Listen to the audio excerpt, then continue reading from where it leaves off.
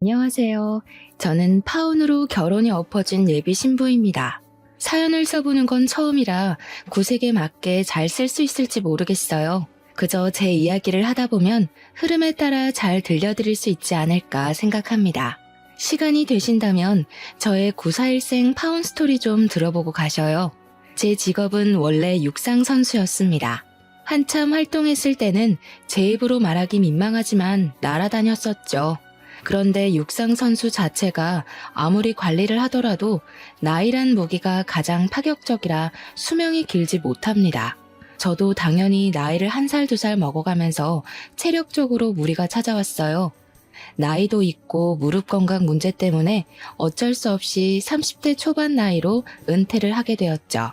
누구나 운동선수라면 한계적인 부분 앞에서 결국 멈춰서야 하는 순간을 맞게 되는데요. 그 시기는 가장 허무한 순간이면서 새 출발하는 시작점이기도 합니다. 그래서 혼자보단 주변 사람들의 응원이 좀 많이 중요해요. 그럴 때 제 곁에 남편이 있었습니다. 저는 운동 수명 다 되었다고 슬럼프를 맞는 것이 싫어서 바로 필라테스 자격증을 준비했거든요. 덕분에 슬럼프를 나름 잘 극복하고 이겨냈는데 필라테스를 차리고 예비 신랑을 만나면서 제 안에 남은 결핍까지 모두 채울 수 있었어요. 예비 신랑은 제가 차린 센터와 같은 건물층에 있던 개인 병원의 물리치료사였습니다. 출퇴근길에 잘 마주쳤는데 예비 신랑이 어느 날 저에게 대놓고 관심 있다고 연락처를 묻더라고요. 처음엔 거부감이 들어서 거절했지만 그 뒤로 예비 신랑이 부담스럽지 않게 다가와줘서 만나게 되었어요. 대화를 나누는 건 그리 어색하지 않았습니다. 저도 예비 신랑도 서로 몸을 치료하는 목적으로 사람을 상대하는 직업이라서 나눌 대화 주제는 많았죠. 오히려 일적인 대화로 시작을 하니 더 자연스러웠고 그게 제가 예비 신랑을 좋게 볼 수 있도록 마음을 열어줘서 인연으로 닿게 되었습니다. 예비 신랑은 운동을 했던 저의 선수 생활 얘기에 진심으로 존경심을 표현하기도 했어요. 심지어 제가 국가대표였다고 하니까 저를 한 번씩 연예인 생각하듯 사람들한테 자랑하곤 하더라고요. 그런 예비 신랑의 모습이 귀여웠습니다.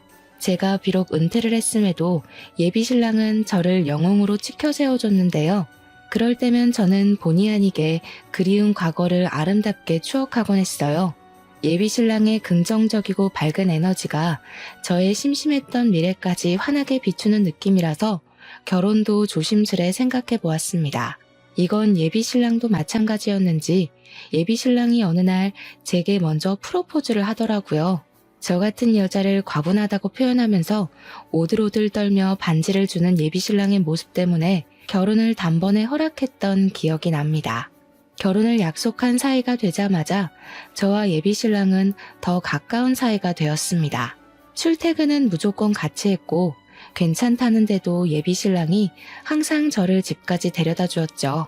그러던 어느 날은 예비 신랑이 또 차로 저를 데려다 주려고 하는데 예비 신랑한테 전화가 온 적이 있어요. 제가 발신자를 살짝 봤는데 예비 시모더라고요. 예비 신랑은 저한테 양해를 구하고 안전벨트를 매기 전 전화를 받았습니다. 또 그 아가씨 집까지 갔다가 올 거니? 내가 혹시나 해서 전화했더니 잘했네. 오늘은 안 된다. 엄마가 급히 너랑 갈 데가 있어. 시간 없으니까 얼른 와. 그 아가씨 꼭 데려다 줘야 하는 거 아니잖아. 차 안이 조용하다 보니까 수화기 너머로 목소리가 대강 들렸습니다. 일단 무슨 일인지 자세히는 모르겠지만 시모가 비상 상황인 것 같다는 느낌은 있었어요. 평소 이런 적이 없었고 또 목소리가 굉장히 다급했거든요. 예비 신랑도 그렇게 느꼈는지 시모의 말을 거절하지 못했어요. 저는 눈치껏 예비 신랑 전화가 끊기자마자 괜찮다고 작별 인사를 했습니다. 예비 신랑은 끝까지 미안해하면서 자리를 떴어요. 그리고 다음날 시모가 예비 신랑을 그렇게 다급히 불렀던 이유는 다름 아닌 경비실에 맡겨진 택배 때문이었다고 했습니다. 시모가 들기엔 무거운 택배이긴 했지만 예비 신랑 말로는 급한 택배가 아니었다고 하더라고요. 실제 시모도 택배를 받아보고서 급했던 택배랑 착각했다는 겁니다. 택배 때문인 걸 마치 뭔 사고라도 난 것처럼 유난을 떨었던 시모 행동에 예비 신랑도 당황했다고 했지만 솔직히 저도 적잖이 놀랐습니다. 그래도 뭐 많이 중요한 택배였나 보지라고 생각하고 말았죠. 예비 시모는 고등학교에 교감 선생님까지 했다가 건강상의 문제로 은퇴해 쉬고 있는 상황이라 했어요. 저랑 예비 신랑이 결혼하기로 약속을 잡았고 본격적으로 기한을 정해야 했으니 그 전에 결혼 인사를 먼저 하기로 했습니다. 그래서 시댁을 우선 찾아갔어요. 시무를 뵙는 건 지난날 예비 신랑이 통화할 때 잠깐 목소리로만 겪은 것 말곤 처음이었거든요. 근데 그때 이미 목소리부터 만만치 않게 유창하단 걸 느꼈기에 왠지 긴장이 되었습니다. 뭔가 만나기 전부터 어려운 느낌이 들었어요. 아니나 다를까 시모는 첫인상부터 얼굴에 매서운 사람이라는 것이 적혀있는 관상이었습니다. 교사를 했던 사람이라 그런가 역시 분위기 자체에서부터 위험이 느껴졌죠. 그리고 이미 알고 있었지만 말투에서도 누굴 가르치려는 느낌이 강하게 드러났어요. 그래서 그런지 시모는 약간 학습력으로 사람을 평가하려는 잣대가 있는 것 같았어요. 제가 애초에 공부보다 예체능 쪽으로 몸을 담갔던 사람이란 걸 못마땅해하는 기색을 보였습니다. 어쨌든 아가씨 지금 학력이 고졸까지라는 거네. 왜 그랬을까? 예체능으로 빠져도 대학은 나올 수 있었을 텐데 운동한다고 공부 손 놓는 건 내 나이 때나 그랬던 거고 요즘 사람들은 미래 생각해서라도 이것저것 준비해두는 걸로 알거든요. 그래서 얘가 공부까지 한 애들보단 금메달 하나를 더 딸 수 있었던 거지. 엄마는 하나만 보고 여름 못 보네? 그것도 다 옛날 이야기지.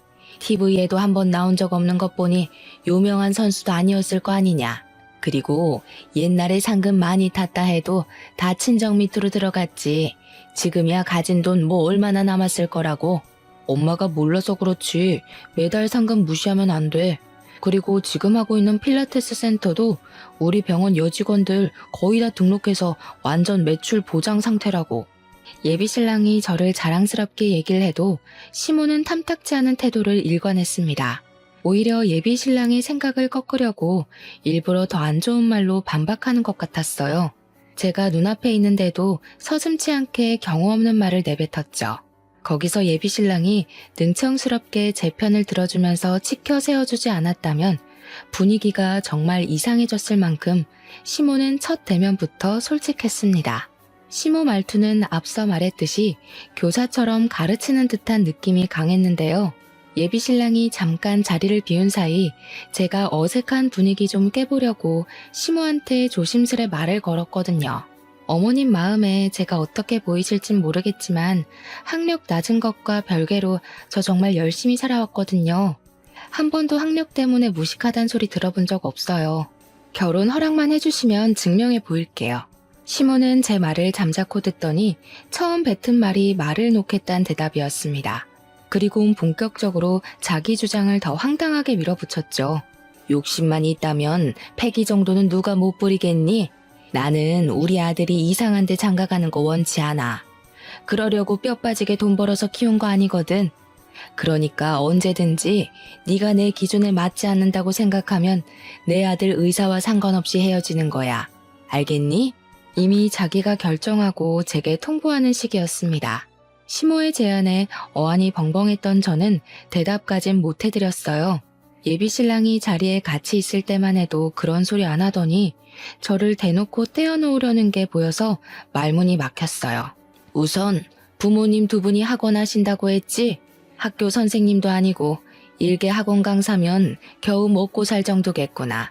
아쉽지만 일단 사돈 자리는 탈락이네. 상견례는 다른 부분까지 차차 알아보고 결정하마.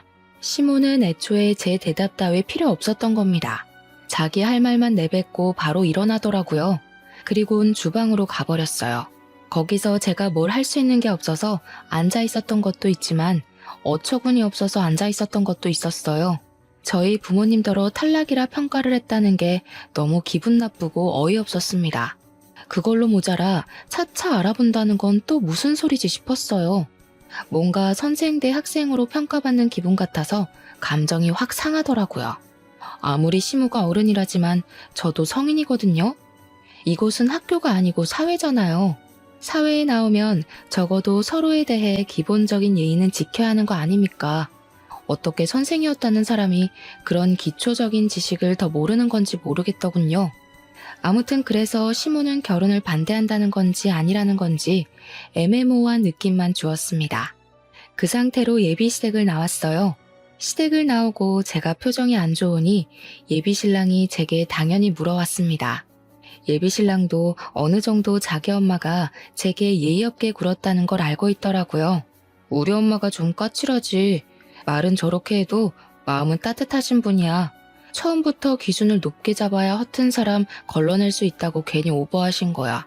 그러니까 너무 겁내지 마. 아마 당신이 감정적으로 안 나와서 엄청 좋게 보고 계실걸? 이런 것도 칭찬이라고 하는 건지 모르겠더군요. 예비 신랑은 자기 없을 때 시모가 제게 어떤 말로 돌직구를 날렸는지 몰라서 이런 태평한 소리를 하는 거였습니다. 저는 굳이 저 혼자 소가리를 하고 싶지 않았습니다. 제가 아직 결혼을 한 것도 아니었고 예비 시모의 일이면 예비 신랑도 알고 있어야 된다고 생각했거든요. 그래서 예비 신랑이 자리를 비웠던 딱 그때의 사실만 얘기를 했어요. 그랬더니 예비 신랑이 뜬금없이 하하 웃더라고요. 저는 나름 심각하게 얘기를 한 건데 웃어버려서 더 기분이 나빴습니다. 엄마가 또 옛날 습관 못 버리고 그랬나 보네. 엄마한테 그런 선생 같은 말투가 고질병 같은 거거든. 너처럼 오해하는 사람들이 많아. 근데 절대 신경 쓸 것 없어. 말 그대로 오해니까. 오해? 나는 지금 어머님 말투를 뭐라 하는 게 아니라 내용을 갖고 따지는 거야. 어머님이 우리 부모님더러 사돈자리는 탈락이라는 소리를 했는데 그게 그냥 웃고 넘겨야 되는 습관이라고? 기분 나빴으면 미안. 나는 엄마가 이러는 거 워낙 익숙해서 몰랐어. 불편했어? 엄마한테 사과하라고 말할게. 예비 신랑은 뒤늦게야 진지한 제 표정을 보곤 자기가 시모한테 잘 얘기해서 오해 풀 수 있도록 하겠다고 했습니다. 다시는 이런 말실수 나오지 않도록 조심시키겠다는 말도 했죠. 예비 신랑이 어련히 잘 알아서 할 거라고 생각했어요. 그런데 며칠 뒤였습니다. 어느 날 연락도 없이 시모가 제가 일하는 곳으로 찾아온 겁니다. 시모랑 안면을 튼 사이인 건 맞지만 그래봤자 결혼 인사 때문에 찾아가서 겨우 한 번 봤던 것이 다였어요. 시모가 이렇게 연락도 없이 제 직장을 들이닥칠 만큼 가까운 사이가 아니란 말씀을 드리려는 겁니다. 그래서 제가 당황해도 무척 당황했죠. 시모가 어떻게 찾아왔을까? 갑자기 왜 찾아왔을까? 그런 걸 급하게 머리 굴려 생각해보면 전부 예비 신랑의 존재가 걸렸어요. 아마 예비 신랑이 결혼 인사 때문에 시모한테 뭔 얘기를 해서 저를 찾아온 게 아닌가 싶은 생각이 뒤늦게 들었습니다. 그나마 가장 사실에 가까운 강력한 추측이었죠.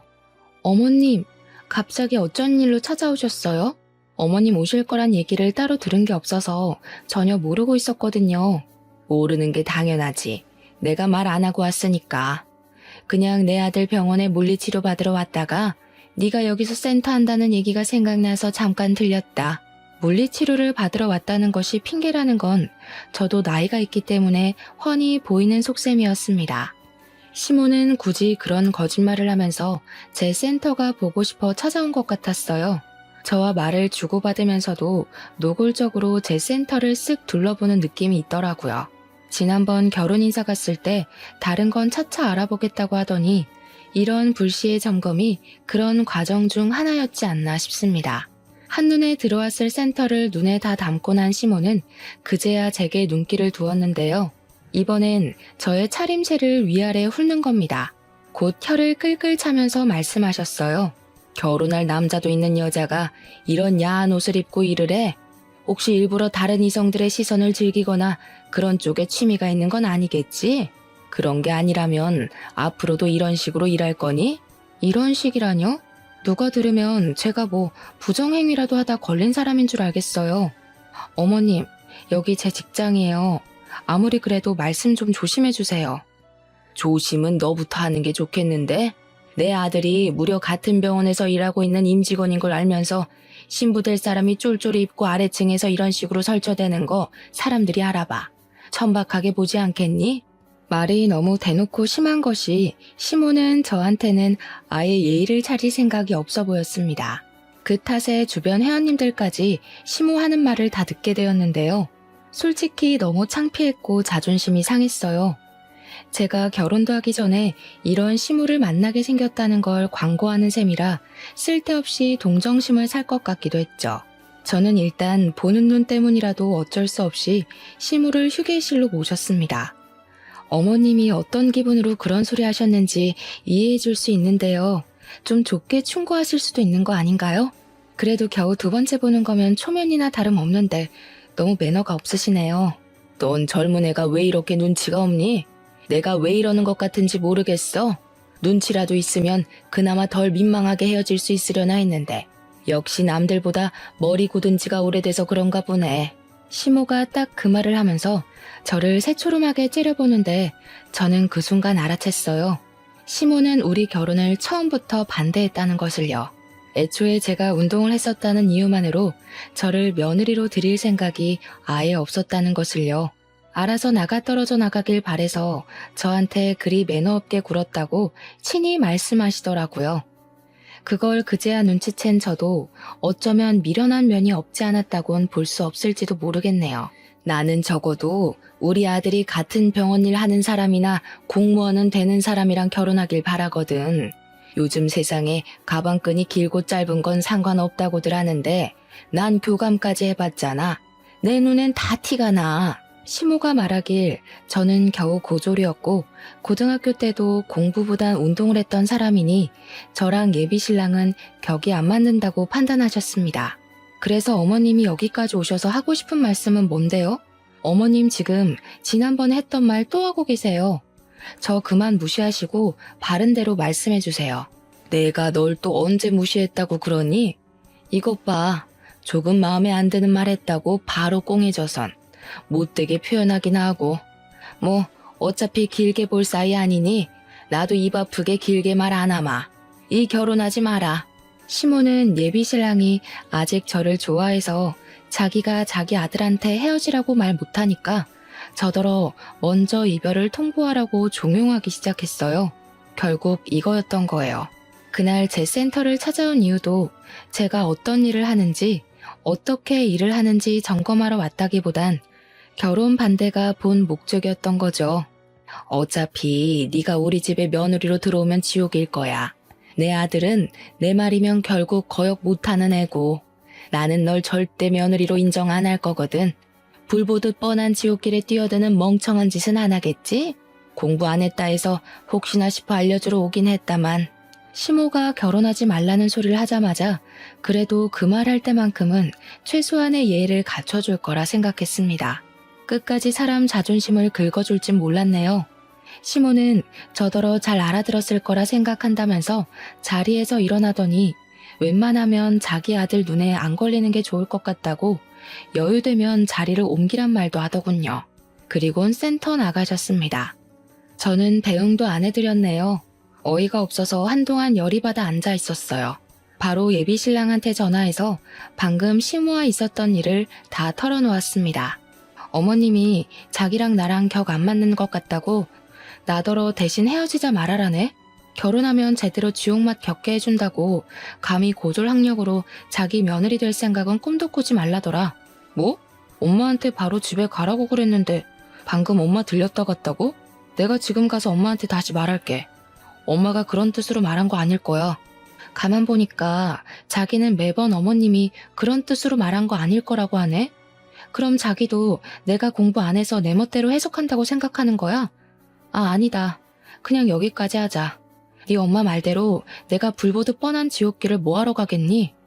시모 말대로 예비신랑은 시모 말을 따를 수밖에 없는 사람 같았어요. 자기 엄마가 교사니까. 은연중에 자기 엄마가 틀린 말을 했을 리 없다는 생각을 전제로 깔고 있는 것 같았습니다.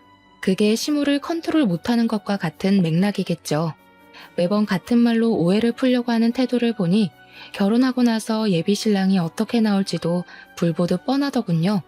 저는 제 앞날이 빤히 보이는 그 길을 굳이 가고 싶지 않았어요. 예비신랑의 엉터리 행실 덕분에 예비신랑을 향한 사랑마저 시들어져 버린 건 정말 다행이었습니다. 제게 콩깍지가 남아있었다면 가시밭길을 자진해서 이겨내려고 했겠죠. 저는 그런 수모 당하면서까지 결혼을 할 만큼 멍청하지 않았기 때문에 남편에게 이별을 통보했습니다. 그런데 말입니다. 그 뒤로 이별을 받아들이지 못한 예비신랑이 센터를 빈번하게 찾아오기 시작했어요. 개무시하긴 해줬지만 예비신랑이 눈에 띄게 망가지는 것이 보여서 점점 신경 쓰이더라고요. 만나주지도 않을 건데 계속 퇴근하면 기다리고 주말마다 일도 안 하면서 센터를 찾아왔어요. 그래봤자 어차피 공공장소라 예비신랑이 저를 함부로 하진 못했거든요. 또 회원들도 계속 들락날락했으니 예비신랑이 제게 마음 놓고 말을 걸지도 못했습니다. 아무리 무시하려고 해도 한때 결혼까지 생각했던 사람이기에 완전히 무시하는 건 무리였거든요. 그래도 저러다 말겠지 싶어서 내버려뒀어요. 선을 넘는 짓을 하는 건 아니라서 경찰에 신고까진 안 했죠. 근데 예비신랑이 심해지면 더 심해졌지 일상을 회복할 기미가 안 보이더라고요. 정말 일도 제대로 못할 만큼 피폐해져 갔어요. 나중엔 같이 일하는 동료 직원이 저를 찾아오기까지 했다니까요. 몰래 저를 찾아와서는 예비신랑한테 한 번만 더 기회 주면 안 되겠냐 대신 부탁하는 거 아니겠습니까? 그때부터 제가 다시 말도 안 되는 고민을 했던 거예요. 원래 한번 고물이 되어버린 건 다시 걷어들이는 게 아닌데 쓸데없이 제 손때 묻은 그 고물에 정이라도 남아있었던 건지 결국 흔들린 거죠. 그런 와중에도 예비신랑은 제게 매일 전화해왔고 저만 보면 하염없이 울고 그랬어요. 그래서 수천 번 고민 끝에 제가 결국 예비신랑을 다시 만나버렸네요. 대신 결혼은 보류하고 말이죠. 내가 무슨 일이 있어도 엄마가 너한테 입도 뻥긋 못하게 만들 거야. 네가 나 믿어준 거 절대 실망시키지 않을게. 정말 고마워. 예비신랑은 저랑 어떻게든 결혼까지 하고 말겠다는 기세를 보였어요. 저는 솔직히 결혼 욕심까진 더 이상 없었거든요. 근데 예비신랑이 자기가 알아서 시무를 처리해보겠다니까 그냥 그 모습도 궁금해서 내버려뒀습니다. 그런데 그걸 아주 화끈하게 보여줄지는 몰랐어요. 예비신랑이 제게 결의를 보여준 지 한 달이 지났을 때쯤이었는데요. 예비신랑이 그동안 자기 나름대로 시무한테 반항을 했나 보더라고요. 어느 날은 퇴근하고 집 앞에 갔는데 예비신랑이랑 시무가 먼저 도착해서 기다리고 있더라고요. 시무는 예비신랑이랑 헤어지고 나서 처음 보는 거였거든요. 준비되지 않은 마음으로 시무를 발견하니 저절로 주춤하게 되었습니다. 저도 모르게 굳이 마주치고 싶지 않아서 도망가려는데 예비신랑이 저를 붙잡고 한 번만 같이 시간 갖자고 부탁하기 시작했어요. 자기가 시무를 회유시켜서 사과하러 온 거라고 하더라고요. 예비신랑이 곧장 시무를 끌고 제 앞에 세우더니 정말로 사과하라고 시키는 겁니다. 엄마 분명 나 결혼시키겠다고 약속했어. 안 그럼 내가 엄마 아들 안 하겠다고도 했고. 예비신랑이 시무한테 저렇게도 말을 할 줄 아나 싶었어요. 그걸 보면서 예비신랑도 시무한테 대들려면 대들 수 있는 사람이구나 라는 생각이 들었습니다. 근데 문제는 시무가 진짜 제게 사과를 할까? 그거죠. 처음부터 제가 수준 낮아서 마음에 안 들다 했던 사람인데 콧대 높은 사람이 과연 고개를 숙일까요? 아니나 다를까 시모는 자기가 사과하는 모습을 아들한테 보이기가 싫었는지 예비신랑더러 자리 피해달라고 했습니다. 예비신랑은 그런 시모의 말을 거역하려 했지만 시모가 엄마의 마지막 자존심은 지켜달라고 해서 어쩔 수 없이 자기 차에 올라탔어요. 그렇게 해서 저랑 시모 단둘만이 집 앞에 서서 마주보는 상황이 되었죠. 사과하신다고 제가 무조건 받아줄 거란 기대는 안 하셨으면 좋겠네요. 제 기준에서 진정성이 별로 안 느껴진다면 사과 거절할 생각이라서요. 저는 일단 시모한테 기죽고 싶지 않아서 기선제압을 하였어요. 그랬더니 그때 시모가 예비신랑 눈치를 보더니 가방에서 검은 봉지 하나를 꺼냈습니다. 착각하지 마. 넌 여전히 내 며느리감 아니야. 다음 주에 우리 아들 선봐줄 공무원 아가씨 알아놨는데 너 때문에 진행이 안 되려고 하거든. 아무래도 내 아들이 귀신에 홀린 게 아닌가 싶어서 조치 좀 취하려고 찾아온 거야. 그 순간 시모가 들고 있던 검은 봉지를 제 머리 위로 쏟아버렸어요. 봉지 안에 든 내용물은 다름 아닌 굵은 소금이었습니다. 그것은 제 머리부터 옷 안까지 침범하여 순식간에 살갗을 따갑게 만들었어요. 정말 머리에 망치를 맞았다는 기분이 그런 기분이지 않나 싶더라고요. 그 잠깐 동안 온 신경이 얼어붙은 것처럼 꼼짝할 수가 없었습니다. 제 기준에서 상상을 초월하는 무례함이었거든요. 조금 뒤늦게야 정신을 차린 저는 결국 참지 못하고 시모가 들고 있는 가방을 빼앗아 버렸어요. 제가 둘러쓴 소금과 우리 집 앞에 쏟아진 소금을 전부 다 주워 담기 시작했습니다. 그러자 시모가 놀라서 자기 가방을 뺏으려고 하더군요. 저는 그런 시모를 밀어내며 시모 가방 안을 악착같이 소금으로 범벅했어요. 야, 뭐 하는 짓이야? 이 명품이 얼마짜린 줄 알고 이래? 기스난다고. 당장 안 내놔? 왜요? 남의 집에 쓰레기를 가져왔으면 도로 가져가야지. 여기 안에 쓰레기밖에 없어서 쓰레기통인 줄 알았는데 명품은 무슨? 주인이 쓰레기면 명품도 이렇게 쓰레기밖에 안 되는 거라고요. 시모는 제 손에 들린 가방을 뺏으려 했고 저는 뺏기지 않으려 사투를 벌이는 사태가 벌어졌습니다. 그때 제가 어느 시점에서 가방을 놔버렸어요. 그러자 시모가 보기 좋게 발라당 넘어져 버리더군요. 그 꼴에 대고 제가 남은 소금 싹 다 가져가라고 친히 손으로 퍼다 시모한테 전부 뿌려줬습니다. 나도 당신 며느리 할 생각 없는데 만약 재수없게 며느리가 된다면 그쪽을 영원히 불행한 시어머니로 한번 만들어줘 볼까 했거든? 똥 밟았다 생각하기 싫으면 내 눈앞에 다신 나타나지 마세요. 마지막 경고예요. 우리의 소란을 알고서 뒤늦게 차에서 내린 예비신랑은 사태의 심각성을 보고서 경악을 금치 못했습니다. 그리곤 바로 넘어져 있는 자기 엄마한테 달려갔어요. 저를 다소 원망스럽게 쳐다보더라고요. 자기야, 우리 엄마가 사과하러 온 거잖아. 아무리 쌓인 게 있어도 이건 아니지. 엄마가 한 발 양보했으면 자기도 똑같이 양보해야 되는 거 아니야?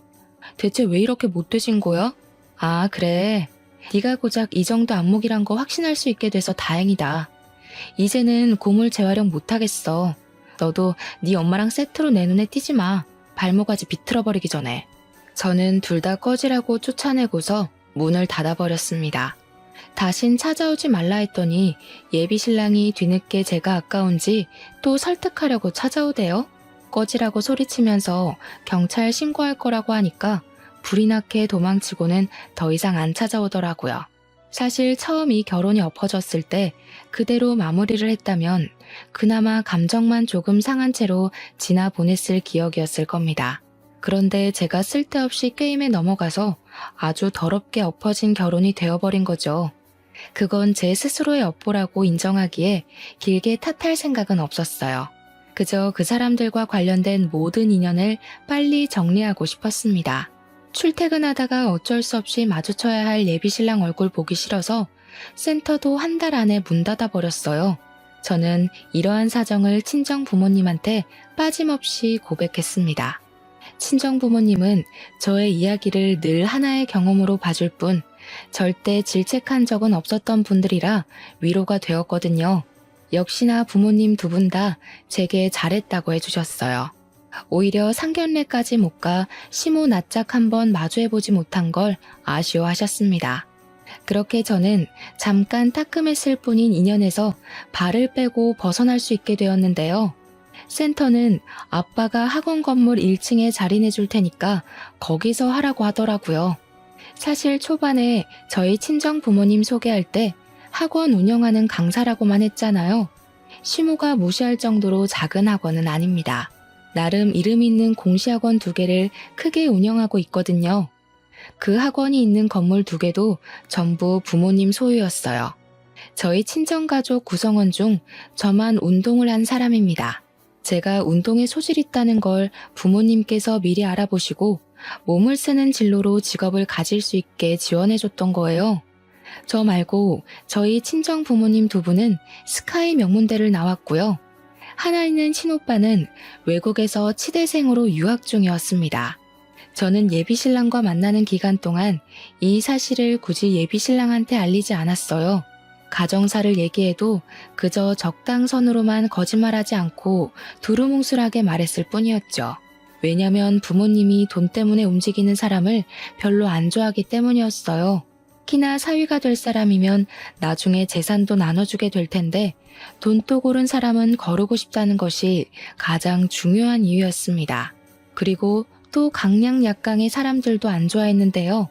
부모님은 저희 집안이 상대적으로 상대 집안보다 못나 보일 경우 상대 집안에서 어떤 태도로 나오는지를 중요하게 생각하셨습니다.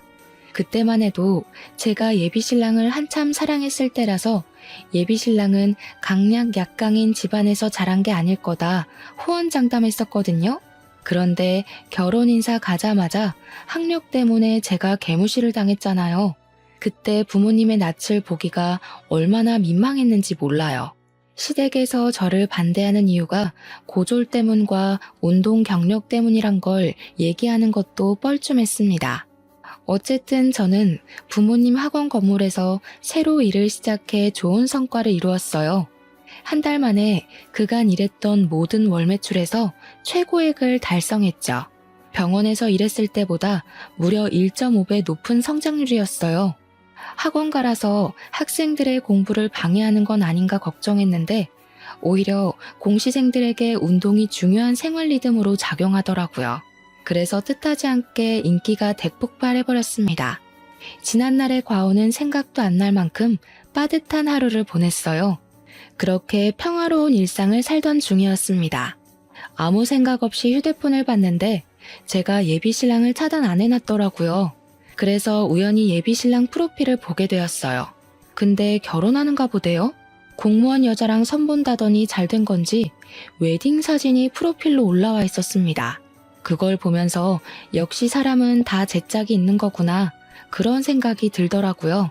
제게는 어렵기만 했던 그 남자와의 결혼이 어떤 여자한테는 겨우 몇 개월 만에 결혼까지 직행했을 만큼 수월했다는 의미잖아요. 예비신랑과 결혼을 못해서 아쉽다는 말을 하는 게 아니라 그저 사람은 저마다 묶인 인연이 따로 있는 것 같다는 걸 느꼈다는 것 정도예요. 그런데 생각해보면 말입니다. 세상에 이루어질 수밖에 없는 운명적인 인연이 있다면 그 반대도 있다는 소리잖아요.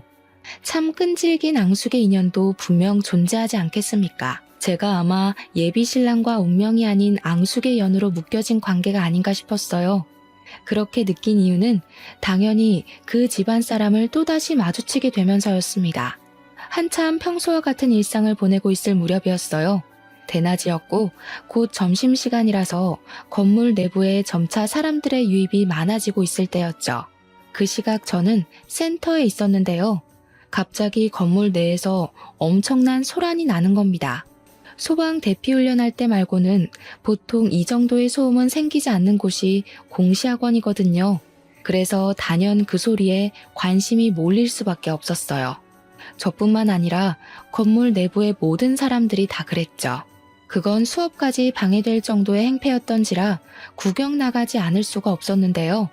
저도 뒤늦게 센터를 나가봤다가 정말 깜짝 놀랐지 뭡니까. 소란의 중심이 있는 사람 중 한 명이 예비 시모였던 여자가 아니겠어요? 인파에 가려져서 시모만 보였을 땐 시모가 저를 찾아내서 이곳을 온 줄 알았습니다. 등골에 소름이 쫙 끼쳤죠. 그런데 조금 더 인파를 뚫고 중심으로 들어가니 시모가 웬 젊은 여자의 머리채를 잡고 성난 얼굴을 하고 있더라고요. 저를 찾아온 게 아니었다는 건 일단 안심이었지만 상황 자체는 여전히 당황스러웠어요. 공무원도 아닌 게 공무원이라고 거짓말을 쳐? 어쩐지 뭔가 이상하다고 했어. 아직 필기도 못 붙어서 학원이나 다니고 있던 주제에 어디서 공무원이었던 나를 속이고 내 아들이랑 결혼을 하려고 해? 내 아들한테서 얼마나 뜯어갔어? 보아하니 시모에게 머리채를 잡혀 비명을 꽥꽥 지르고 있는 여자는 제가 예비신랑 프로필에서 봤던 그 여자인 듯 했습니다. 예비신랑과 결혼하려 했던 여자인데 공무원이 아니라 우리 부모님 학원을 다니고 있던 공시생이었나 봐요. 억울해하면서 해명하는 여자 얘기를 들어보니까 결혼하기 전에 시험이 하나 있는데 그때 무조건 붙을 자신이 있어서 일부러 말 안 했다고 하더라고요. 그건 당장의 결과를 원하는 시모한텐 통하지 않을 이론이란 걸 저는 예측이 되었죠. 시모는 지난날 제가 일하는 곳을 불쑥 찾아왔던 것처럼 저 여자 다닌다는 직장도 몰래 알아내서 따라왔다가 덜미를 잡은 상황 같았습니다. 처음엔 시모의 무례함에 분노만 느껴졌는데 시간 좀 지나니까 한결같이 정신 못 차리고 아들 앞길 막고 서 있는 시모가 한심해 보이더군요. 저는 그런 시모를 향해서 무의식적으로 혀를 끌끌 차버렸어요. 그 순간 약속이라도 한 듯 시모와 눈이 정통으로 마주쳤죠. 시모가 겨우 3번밖에 안 본 저를 알아보더라고요. 제게 곧장 삿대질하면서 이젠 저를 공격하는 거 아니겠습니까? 아, 너도 여기 다니고 있었니? 이제서야 공부가 아니면 살 길이 없다는 걸 알았나 보지? 보니까 여기가 아주 천박한 인간들 소굴인가 보네. 솔직히 공무원 공부는 1년이면 되는데 여기서 1년 이상 붙어있는 꼴통도 많을 거다. 이럴 시간에 다른 데로 머리 굴려. 지금 남의 업장에 와서 뭐 하시는 거예요? 예나 지금이나 무례하신 건 여전하네요. 젊은 사람들 괴롭힐 힘도 많고 너무 쌩쌩하신 거 아니에요? 할 짓이 없어서 힘이 남아도는 건가? 이것 봐. 배운 게 없으니까 싹수가 아주 바가지잖아. 너는 이미 늙을 대로 늙어서 지금 공부해봤자 그 성질머리 못 고쳐. 타고난 똥통머리를 무슨 수로 고치겠니? 네 부모가 너를 이 모양 이 꼴로 내버려 둔 걸 원망해라. 시모가 제 머리를 자꾸 손가락으로 밀어버리기까지 하길래 저도 참지 않고 시모의 팔을 내쳤습니다. 그래도 보는 눈이 너무 많아서 감히 어른에게 먼저 손찌검을 못하고 있었는데요. 그때 엄마가 나타나서 시모의 뺨을 사정없이 후려쳤어요. 저희 엄마야 그 건물의 주인이었고 그 학원의 원장이었으니 얼굴 모르는 사람이 없었는데 그런 과감한 행동을 해버려서 저뿐만 아니라 다들 놀란 상황이었습니다. 아, 우리 딸 시모 될 뻔했다던 분이신가 보네요. 그때 우리 딸한테 소금 부었다고 들었는데 꼭 한번 뵙고 싶었거든요. 제가 바빠서 뒷조사할 시간이 없어서 이제야 인사드려요. 저는 미처 소금을 준비 못해서요. 똑같이 따끔거릴 테니까 쌤쌤으로 하죠. 뭐야? 딸? 당신이 이 아가씨 부모야? 어쩐지 밑도 끝도 없이 천박하게 손부터 올린다 했다. 부모가 이 모양이니 자식 새끼도 개념 없는 짓 하고 다니지. 보나마나 그쪽도 어디 중졸이나 고졸이죠? 아, 국민학교로 끝인가? 시모는 얻어맞고도 뭐가 그리 당당한지 우리 엄마 앞에서 하하호호 열심히도 비웃고 있었습니다. 그런데 앞서 말씀드렸다시피 건물 이용자 중에서 우리 엄마를 모르는 사람들은 거의 없어서 다들 시모가 하는 말에 오히려 더 수군거릴 뿐이었어요. 스스로 조롱거리를 자처하고 있는 시모를 보면서 저도 웃음이 나오더군요. 네, 잘 물으셨네요. 당신이 일개 학원 강사라고 무시했던 여기 학원 원장입니다. 그쪽 어떻게 생겨먹었나 상견례 못해서 많이 아쉬웠어요. 근데 남의 건물에서 이렇게 꼴불견으로 나타날 줄은 몰랐습니다. 시모는 우리 부모님 학원 규모를 얼마 정도로 생각했는진 모르겠는데 일단 눈으로만 훑어도 학원 크기가 소규모는 아니니 좀 당황하는 눈치였어요. 그걸 엄마도 아는 건지 대답 못하고 있는 시모에게 마지막 한 방을 먹여버리시더라고요. 참, 고맙다는 인사 꼭 드리고 싶었어요. 하마터면 우리가 건물 하나 날릴 뻔했잖아요. 저희가 딸 결혼하면 선물로 건물명이 넘기려 했거든요. 그런데 사위될 집구석이 영 개판이란 걸 결혼시키기 전에 보여주셨으니 저희한텐 은인이나 다름없으십니다. 뭐라고요? 건물? 지금 이 건물이 그쪽 거라도 된다는 말이에요? 사람을 놀리는 것도 정도가 있지 건물주는 뭐 아무나 하는 줄 알아요? 아무나 못하죠. 그러니까 그쪽은 겨우 교감 선생 자격 하나 달았었다고 기세등등해서 까불고 다니는 것밖에 못하는 거예요. 여기 학생들 보고 꼴통이라 소리칠 시간에 그쪽 마인드가 똥통은 아닌지 꼭 돌아보셨으면 하네요. 고작 공무원 며느리 하나 얻겠다고 건물주 며느리를 놓쳤다는 사실을 뒤늦게 자각한 시모는 끝내 사색이 되어버렸습니다.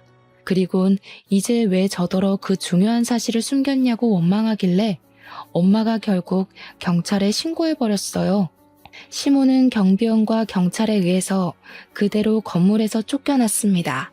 그리곤 그 이후 시모가 뻔뻔하게도 예비 신랑을 데리고 우리 집을 몇 번 찾아오더라고요. 초면에도 들려준 적 없던 상냥한 목소리로 계속 얘기 한번 나누자고 조르는 거 아니겠습니까? 이미 미련 따위 없던 저는 마냥 귀찮아서 결국 이사를 가버렸어요. 그랬더니 시모가 이젠 부모님 건물로 찾아오기 시작하더라고요. 구질구질하게 왜 이러세요? 안 어울리니까 제발 하던 대로 하고 사세요. 이제 와서 높은 콧대 깎는다고 뭐가 달라지겠어요? 교감 아줌마는 건물주 며느리까지 품을 그릇이 안 되는 사람인 거예요. 그러니까 자존심에 딱 맞는 공무원 아가씨나 더 발굴하러 다니시라고요. 저는 바로 경찰한테 신고해서 접근 금지 신청을 때려버렸습니다. 돈으로 혼을 내줘야 정신을 차리니 그것 또한 문제인 사람들이더군요. 어쩌다가 그런 똥을 밟아버렸는지 모르겠지만 다행히도 이래저래 잘 털어냈네요. 그 사람들도 물론 앞으로 새로운 사돈 집안을 또다시 만나게 될 수도 있겠죠. 제발 대접받고 싶으면 먼저 대접하길 바란다고 얘기해주고 싶습니다. 제 이야기 잘 들어주셨나요? 저도 사연을 올릴 수 있는 경험해봐서 뜻깊은 시간이었습니다. 이 시간 즐거웠고 들어주신 청취자분들께 진심으로 감사 인사드립니다.